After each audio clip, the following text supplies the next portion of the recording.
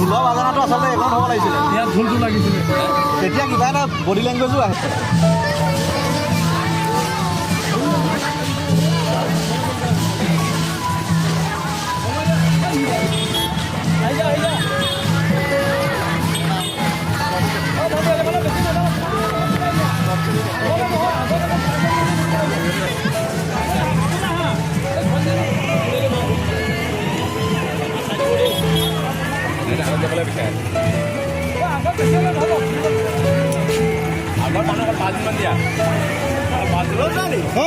আমাৰ মণিবাই আমাৰ ভাঙি পেলাই লাগিছে